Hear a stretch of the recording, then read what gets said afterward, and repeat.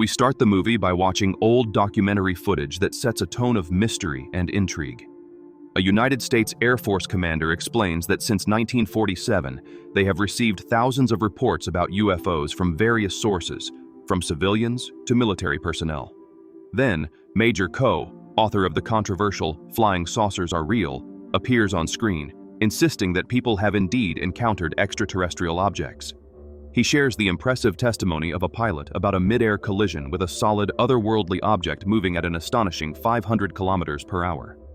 Later that same night, a family composed of a mother, a father, and their 2 daughters sits down to dinner in their home, sharing moments of joy and unity. The younger daughter, prior to the meal, offers a sincere prayer, thanking for the food and protection. Suddenly, the family feels strange tremors, as if a strong earthquake is about to occur, and then a powerful explosion plunges them into total and oppressive darkness. When they awaken, the parents desperately search for their daughters, and anxiety quickly turns into panic. Looking out the window, the younger daughter suggests, with fear, that it might be a terrorist attack. However, the father immediately disagrees. He orders everyone to stay away from the windows, warning that the air could be contaminated and poses a danger. In that crucial moment, the older daughter begins to choke, and blood starts pouring from her mouth, turning the situation into horror. In a few seconds, she is tragically taken to death. Soon after, the father, unable to bear the situation, collapses and also dies suddenly. The mother, in a state of absolute panic, screams for the younger daughter to run for safety, but moments after her warnings, she succumbs, just like her husband and older daughter. The little girl, hidden in a closet, manages to grab only a few fleeting moments of survival amid such calamity. Meanwhile, in New York, the news is buzzing about climate change and impending transformations. However, the broadcast is abruptly interrupted by a breaking report. The anchor receives news of a bizarre explosion in a small town in northern Pennsylvania, which has a population of only 1,300 inhabitants. The cause and the exact number of casualties remain unknown. The Pentagon is rushing to discover whether the incident is a terrorist attack or a natural disaster. Reporter Samantha is already on the scene, reporting that all the residents of the town are dead, with no survivors. The area, now isolated, is deemed extremely dangerous, and the air is confirmed to be toxic. A woman named Lauren, watching the news from her home, remains glued to the TV screen. Later, while taking a bath, strange memories begin to flood her mind, evoking confusing feelings.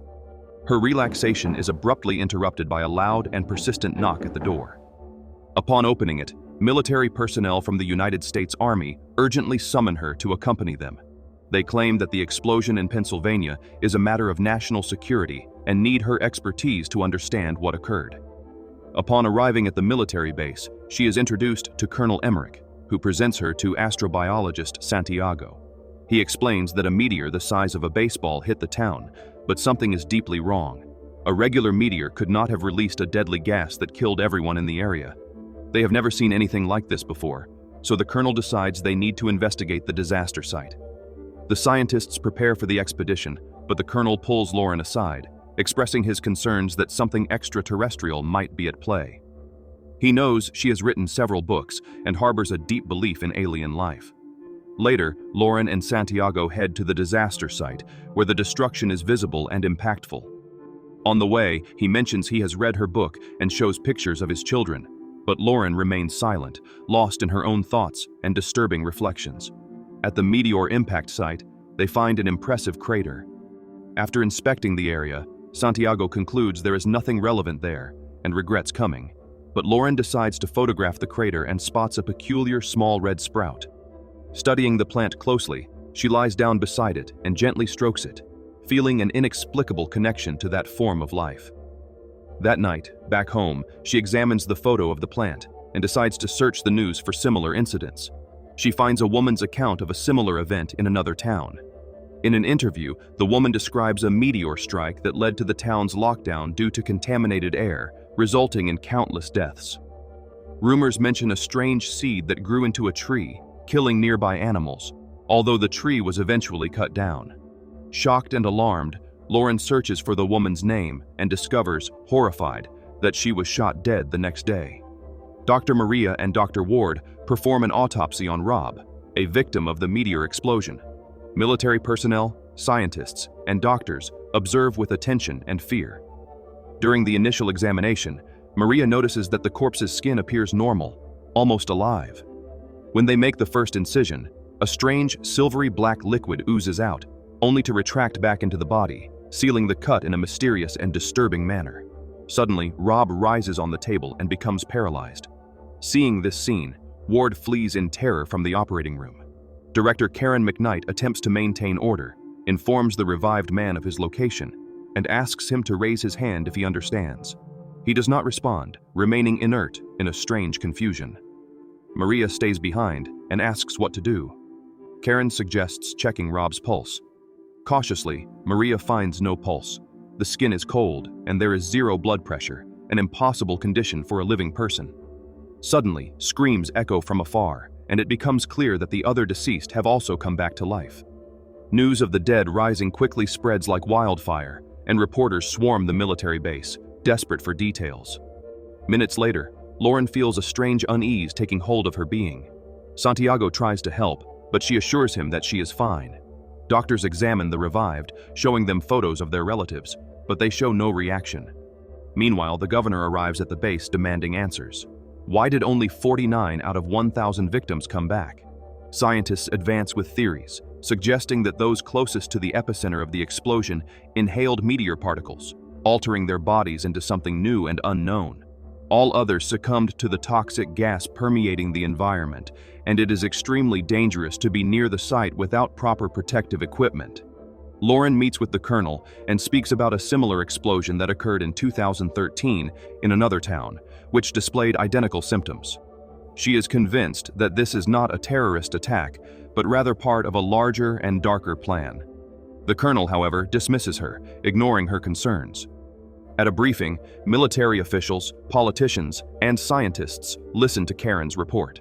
She states that the revived have no pulse, do not breathe, and display no brain activity. They do not sleep or eat. Their physiology screams death, yet their tissues contain unidentifiable substances. It is as if their DNA is transforming into something alien, leading everyone to question the nature of what they are facing. After Karen's report, Lauren urgently speaks up. She describes the similar incident in another town and suggests that the government covered it up, destroying the entire surrounding area. She insists that it is not just a coincidence and demands answers. The president, skeptical, asks for more evidence than just internet videos and photos, but Lauren has nothing concrete to present. She decides to go to a store, buy some drinks, and while sitting in her car, surrenders to a flood of childhood memories, overwhelmed by nostalgic feelings. In the hospital, relatives desperately try to connect with the revived, but unfortunately, without success. Soon, Lauren enters a ward and speaks with one of the revived girls, sharing her grief over her mother's death in the hopes that an emotional connection may help.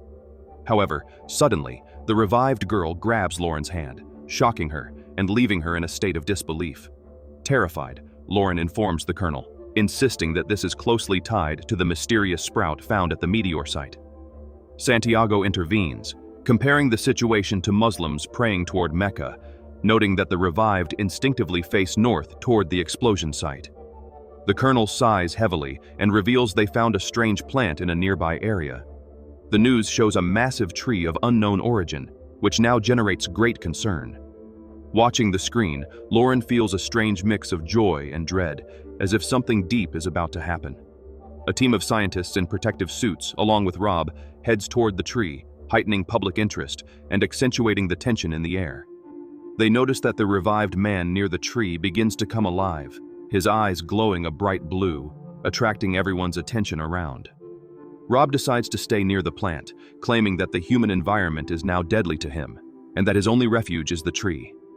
At a press conference, Lauren explains that the tree emits a special gas that allows the revived to exist in this new world, generating a wave of questions among the reporters.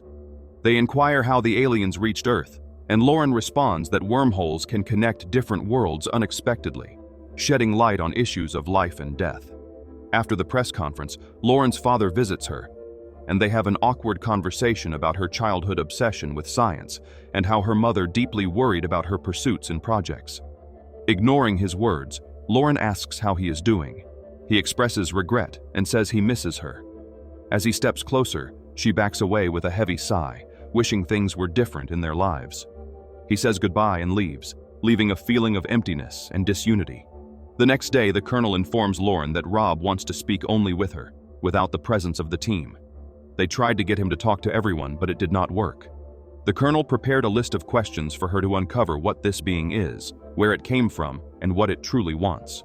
Dressed in a protective suit, Lauren meets Rob sitting near the tree, and they have a revealing conversation. He explains that his planet was destroyed, and they were searching for a new home, finding Earth, as the tree's seed does not grow anywhere else. They were given Earth's coordinates through a calling.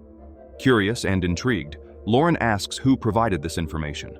Rob says it was someone from Earth named Supernova 94 who contacted them and revealed humanity's strengths and weaknesses. Noticing people approaching the tree, Rob asks to drive them away, warning of the danger. Lauren explains they will not leave, as the tree is devastating Earth with its roots.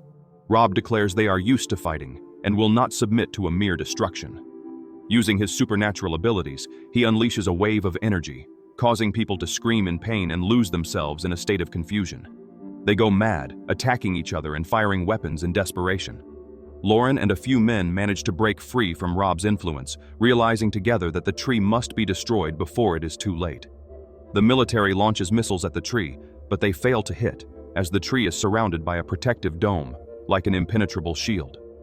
Meanwhile, an elderly man listens to the news, learning about the dome around the tree and Supernova 94, who made contact with the alien civilization. He enters his room, pulls out old records, opens a notebook, and sees the name Supernova 94 emphasized in bold and underlined, reviving memories of the past. The news reports strange events, eerie sounds from forests, earthquakes shaking the ground, and mysterious fogs leading to the death of people in some cities in India. Multiple explosions claim thousands of lives in a catastrophic sequence. Several countries declare martial law, handing power to the military in a desperate attempt to regain control. Farmers report their crops rotting underground, and around the world, people turn to their gods in prayer, seeking protection in dark times. The dead are cremated, and the living struggle to understand what is happening. Turning off the TV, Lauren gathers her things and prepares for the next step of her journey. She heads to her father's house, approaching the shed where her childhood lab used to be, a place that represents both her past and her hopes. Peering through the boarded-up window, she hesitates whether to go inside and see her father, but ultimately decides to walk away, trying to cope with her conflicting feelings. Back at the tree, Rob, with a disturbing calm, explains they came to Earth because of her. Connecting to her past, he shows her fragments of memories that have haunted her in childhood. When she was a young girl, Lauren traveled in a car with her father. He asks her not to tell her mother, as their destination is top secret. Upon arriving, her father leaves with a group of men, telling her to wait at the entrance. Driven by curiosity, Lauren sneaks after them and overhears an intriguing conversation about an extraterrestrial being. After they leave, she approaches a strange capsule, and somehow the being inside merges with her body, forever altering her fate. Back home, she demands her own lab and soon begins building a communication device. Her parents, worried about her eccentric behavior, try to intervene, but their attempts are in vain. She becomes reclusive. Her knowledge and desire to understand the universe are far removed from what is normal for an ordinary child. Eventually, she invents a communication device. Looking at a calendar, she introduces herself as Supernova 94 and sends Earth's coordinates, unaware of the gravity of her actions. Her parents tolerate her eccentricity for a while, but eventually ban her from science, deeming it dangerous. Angry and filled with despair, Lauren vows her mother will die soon, and tragically, soon after, her mother passes away. It turns out this was orchestrated by alien beings, a reality more sinister than she could imagine. Her concerned father takes her to doctors who discover a new form of DNA in her, as if she is part of something greater, something half human, half alien. Remembering all this, Lauren becomes emotional, feeling the weight of her past. Rob, with a serious expression, removes her protective mask, saying she no longer needs it, for she has finally found her place and is home. Later, we see the elderly man recalling how he intercepted conversations from a girl named Supernova 94, but never figured out who she was speaking to or how everything connected. Meanwhile, strange objects begin appearing worldwide, resembling spheres emerging in dense forests, the Sahara, farms, lakes, and large cities. These objects emit eerie sounds, provoking conspiratorial theories among Earth's inhabitants. Some believe they grew from the Earth itself, while others speculate that a giant spaceship delivered them. Suddenly, the alien spheres explode simultaneously across the globe, releasing clouds of black smoke that spread everywhere, creating a chaotic scene of destruction and despair. People have no chance to evacuate or survive. The last survivors record a terrifying video explaining that the aliens created an atmosphere suitable for themselves, replacing native flora and fauna with a new form of life. Their capsules connect with roots, poisoning the soil beneath humanity's feet and irreversibly altering the planet.